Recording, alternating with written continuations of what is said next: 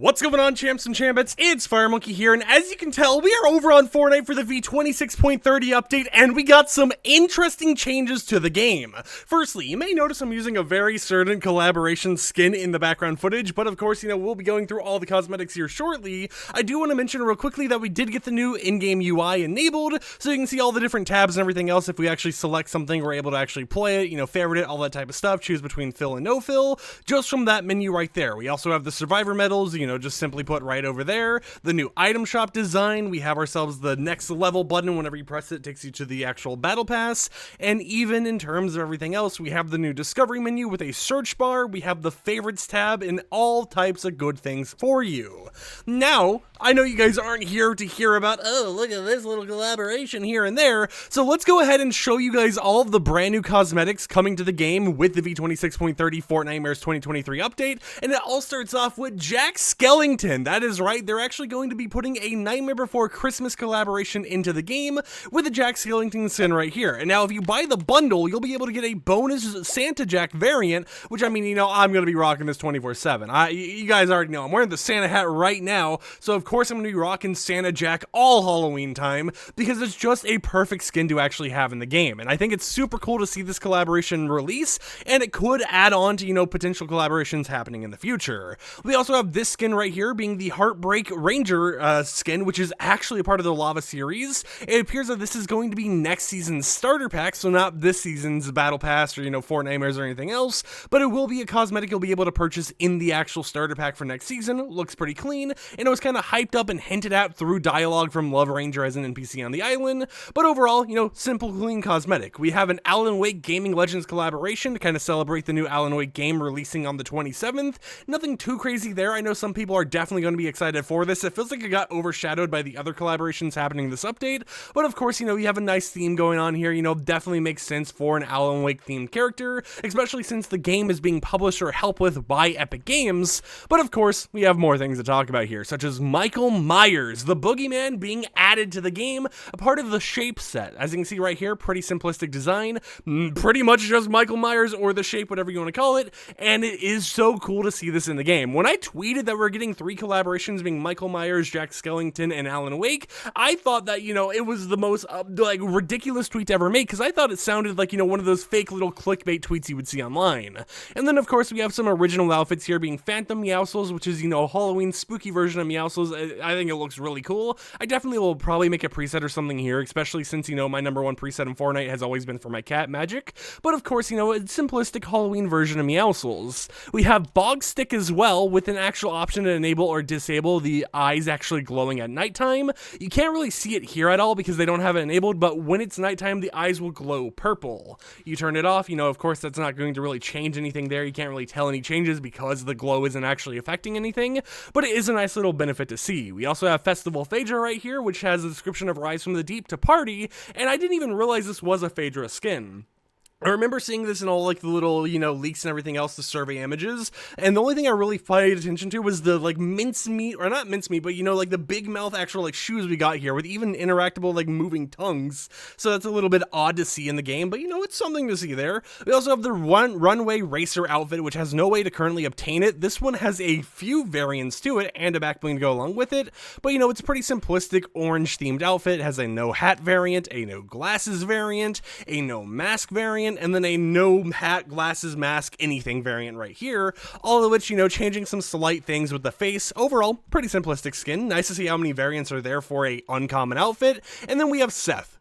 I don't know why they named him Seth. It feels like they have so many creative names they pick for things, and then you just got Seth. I'm not going to bully the guy. I mean, he looks pretty cool, but did they really just decide to name him Seth and nothing else? For the back blings, we have Alan's messenger bag for the Alan Wake collaboration. As you can see, pretty simplistic.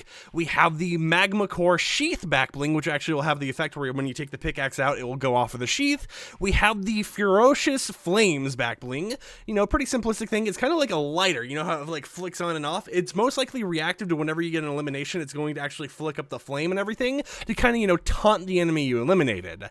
We have the Stab-A-Lantern for the Michael Myers collaboration right here. Pretty simplistic, pretty clean. I love it. We have Zero, which is the loyal companion for Jack Skellington. I think this is super cool to see in the game. Sadly, it's labeled as a backbling and not a pet, so you can't actually have people go over there and pet Zero, but they should totally add that back as an option. We have Bat Royale as a backbling with selectable styles to enable or disable the reactivity. Now, with the reactivity on, it just kind of has this little vibration waves going out to the sides. Not exactly sure how you trigger it, but of course you can disable that as well just to have a little bit of a normal bat backbling. We have the Boggy Lamps backbling right here, which is reactive, and I assume whenever you get eliminations or something that the actual like fireflies or whatever inside of the little bottles are going to, you know, get more active and run around like you're seeing right there. But of course, I'm not for sure how you actually trigger the reactivity of it. We have the Auto Clutch backbling right here, which I think is pretty simplistic, pretty clean, goes with the one skin we mentioned. The Maw backbling, which definitely is an interesting design. Oh wait, the teeth are moving too. I thought it was just going to be the tongue, but even the teeth. Okay then. And then we have the Travel Tome Tote backbling right here. Nothing too crazy, but of course, you know, a decent selection of backblings. For pickaxes, we have the Dark Place lamp with a description of lights out. Whenever you actually hit with it, the lamp will actually glow a little bit. Now, I'm not for sure if it glows any brighter than that, but it does look like maybe a little bit. And then of course, when you switch out and back to it, it's going to reset the glow. We have the Heartbreak Club pickaxe right here. Pretty simplistic lava theme goes with the actual backbling we saw earlier. And of course, we have the Slasher pickaxe. This just makes perfect sense for a Michael Myers collaboration. And I can see this going so well with so many other characters in the game, right? Because it's just a simplistic knife at the end of the day.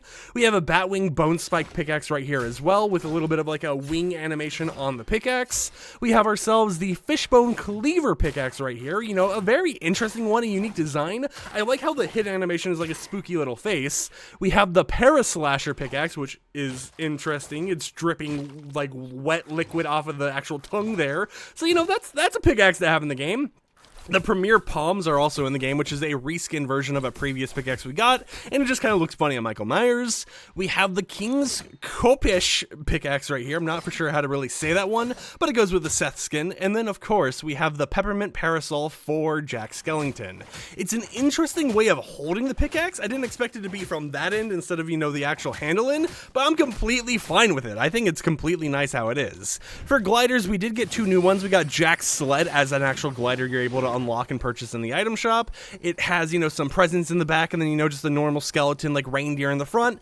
And then of course we have a free Revenant Rider glider you're able to get by doing Fortnitemares quests this year around. It has a nice little trail. However, I don't really use these more simplistic gliders in the game. Of course, there's probably someone out there who would use it and enjoy it. We have the Phantasmic Fall glider, I guess contrail right here, that is going to be a free contrail you're able to earn as well doing Fortnitemares quest. It matches the bogfish skin or whatever it's called really well, and I think it's going to be definitely a combination user people are going to use.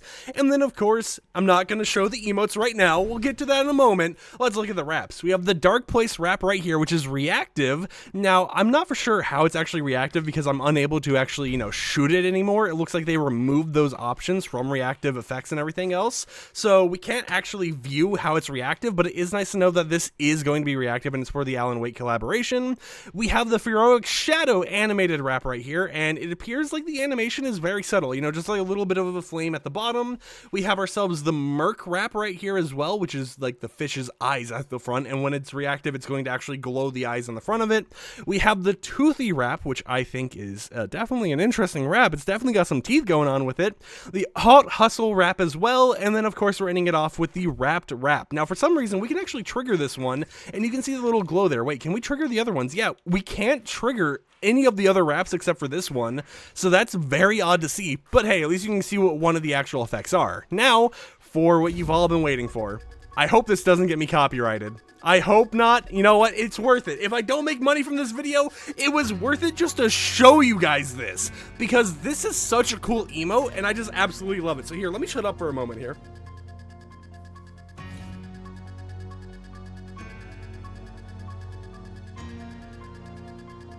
I just think it's really cool, okay? I think it is a super unique emote to have in the game, and something a lot of people will be using.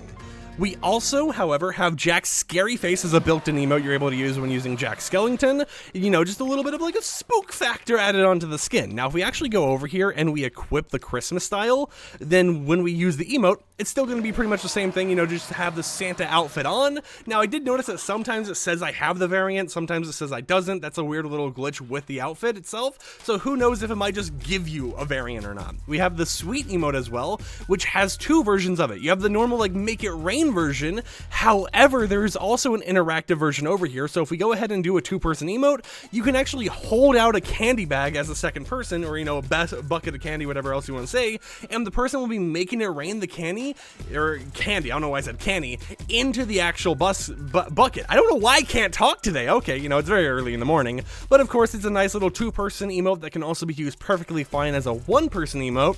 And then on top of that, we have the Revenant Stare spray right here. We have ourselves the Hypnobat spray, the Heart-O-Lantern emoticon, which is not animated, it's just a little heart lantern, and the Heart Eyes May emoticon as well, which is a little animated. Now, for the final things here, we have a few things to show. We have the Nightmarish Glare loading screen right here, which as you can see is a very interesting design. You know, it matches the whole entire Concept Royale skin from a while ago.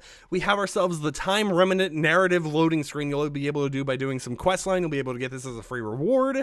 And then we have a odd loading screen right here. The reason I say this is odd is because if you look, it says within the sanctum, we see Kato Thorn and everything else, but we also see what looks to be, you know, the time machine in a very odd like manner or whatever else. The kinetic blade isn't even the right kinetic blade. It's actually the Save the World Mazumoon. So it's so odd to see how they kind of use the wrong blade for an official loading screen. And whenever these little mistakes here and there happen, a lot of people typically relate them to the past when we've had unposed versions of loading screens for live events, which makes people theorize that maybe this is going to be a live event that we have towards the end of the season, because it does mention in the description that the battle for time begins, and in the other one it says he has all the time in the world. Now the release date is 2018-07-12. I'm not exactly for sure what happened in Fortnite on 2018. Let me quickly look it up. Alright, I looked it up and it appears that that was actually the release date for update V5.0, aka season 5 of Fortnite. Maybe it's using chapter 4 season 5, or maybe it's just, you know, being there for the sake of being there.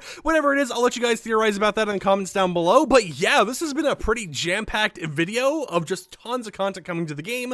And of course, you know, in terms of item shop leaks and everything, we're going to have a total of 24 Fortnitemares tabs, a total of 10 featured tabs, and Rick and Morty's returning as it typically does for Fortnitemares. We also have encrypted cosmetics and stuff as well, so until next time, I'll catch you champs and champettes a little bit later. Peace out.